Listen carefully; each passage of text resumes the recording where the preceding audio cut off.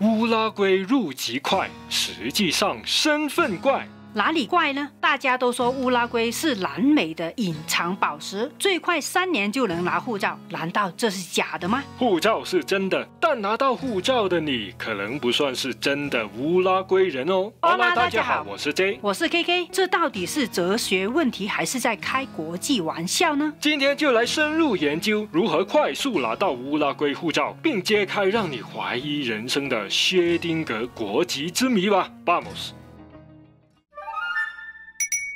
乌拉圭护照含金量称得上是 AA 加级别，但听说到手的时间只需要3年，这是真的吗？这是千真万确写在法律里面的哦。在乌拉圭入籍时间是从抵达乌拉圭的那一天就开始计算，无论是在跑移民局流程、等拿身份证，以及拿着临时居留权的时间，通通都包含在入籍时间内哦。真的不浪费时间啊？那就是说不用先拿到永久居留，只要是在乌拉圭住满3年就能申请成为公民咯。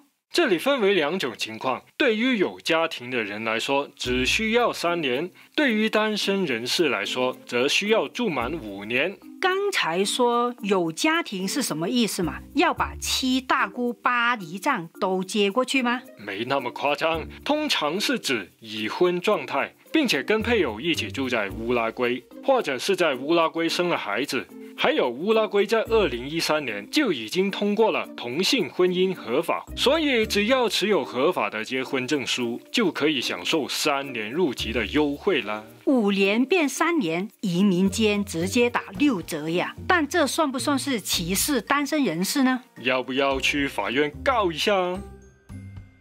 乌拉圭人口只有300多万，就是希望有多点家庭来安居乐业啊。好吧，我只是想拿个小本本就不搞事情了。那这几年就要一直住在乌拉圭吗？无论如何，申请入籍的主要条件就是要把乌拉圭当作惯常居住地，离境时间不得连续超过6个月，并且在这3-5年期间内，整年累计的离开时间也不要太久哦。也就是说，不能一拿到身份证就跑回老家闷声发大财，是要住在乌拉圭才可以哦。而且在申请公民的时候，审核程序也非常经典，要提交水电费账单、医疗记录、财力证明、出生证明等等的文件。最夸张的是，还需要带上2个证人一起去申请。还要证人？这是要上法庭吗？是的，这里有一个法院程序要走，但并非打官司的那种啊，而是类似去行政办公室，有专人跟你面对面谈话的样子。感觉像是面试那样。那证人有什么要求呢？要求是乌拉圭公民，通常会找邻居或者朋友来帮忙啦，但不能是家人或者亲戚哦。那看来不仅要住，还要跟邻居搞好关系，不能当个社恐啊。还有财力证明也很重要，要证明这几年都有合法的生活来源，也就是证明我有钱花的状态咯。那么在乌拉圭买个房子可以吗？可以啊，买房出租当包租婆，这种被动收入是最稳的啦。买房收租，躺平3年，小本本就可以到手了。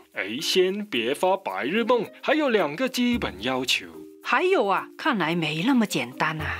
第一，必须品格良好，也就是在当地没有犯罪记录。我一直都是个良好市民，这个不难。第二就是语言关，要能理解西班牙文，并且能用西语进行沟通。面试的时候可不会跟你讲中文哦。哇，还要考西班牙文，这个挑战有点大。不过想到了本能免签欧洲、日本、世界任我行的护照，多学几句西班牙文也是值得的呀。不过，在你拿到护照的那一刻，就会发现一个惊人的事实：虽然已经是乌拉圭的公民，但在法律层面上却不是乌拉圭人哦。什么？你是在开国际玩笑吗？这不是在开玩笑，因为对于我们这些移民来说，想拿到乌拉圭国籍几乎是不可能的事情。之前谈的如何申请乌拉圭公民，难道都是假的吗？不是假的，但这就关系到乌拉圭最独特也让人最崩溃的宪法哲学问题啦。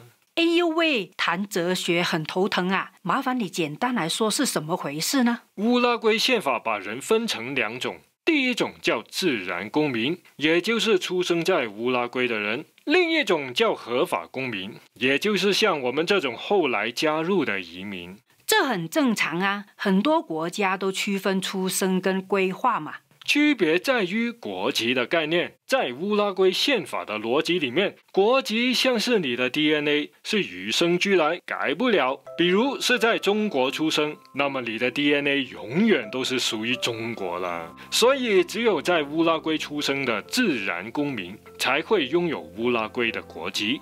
想不到在乌拉圭居然实现了红色基因永不变色的伟大目标啊！而按照之前谈过的路径，所申请到的合法公民，就像是一张永久的乌拉圭俱乐部会员卡，拿到了就享有公民权利，而这方面跟自然公民是几乎一样了。等等，意思就是政府发的这个护照只是一张会员卡，不是国籍？差不多吧。当成为了乌拉圭公民，可以拿护照，也可以投票，还可以竞选总统以外的职位。但无论如何，在宪法眼中，你依然是个外国人。所以我是乌拉圭公民，但不是乌拉圭人，哈哈，好精神分裂啊！这就是传说中的薛丁格的乌拉圭人呢。所以严格来说，不算是入籍咯。严格来说不叫入籍，只是加入了乌拉圭成为公民。好吧，只要拿到小本本，就免签去欧洲玩就好，管它红色基因还是蓝色基因，就当个快乐的变色龙，生在哪里就是哪里人呗。以前因为这个哲学问题，在实际的国际旅行当中，曾经闹出过巨大的麻烦，这本护照差点就变成了蓝色笔记本了。哎，护照真变成小本本啊？怎么回事呢？都怪以前乌拉圭的政府实在太诚实了，在护照上国籍这一栏，居然老老实实写上了持有人原国籍的名字，并且还有出生地信息。哇，这样的话很容易让人看得一头雾水呀。对啊，就有新闻报道说，有些人的原居地不允许双重国籍，一旦获得了乌拉圭的公民身份，就等于自动失去了原来的国籍。但是乌拉圭也没有授予这些人国籍，弄得他们两头不到岸呢。那不就成了无国籍人士吗？该怎么办呢？结果就是经常被海关拦下，问你怎么回事，甚至说需要签证啊。这可制造了大麻烦啊，让人每次出入乌拉圭都可能会遇到麻烦啊。不过不用太担心，都已经2026年了，这个宪法引起的哲学问题开始得以修复，接下来就详细看看呗。也欢迎你留言说说看法，有任何错漏也请多多指教。说的好听是修复，难道是靠大外宣喊口号来解决问题吗？不会了，乌拉圭可是拉丁美洲民主指数最高的国家之一，这里是很讲究法治精神的，不能乱来哦。既然是宪法搞出来的问题，要解决就得修宪吧。嘿，修宪这回事嘛，在哪个国家都是大工程了，太难了。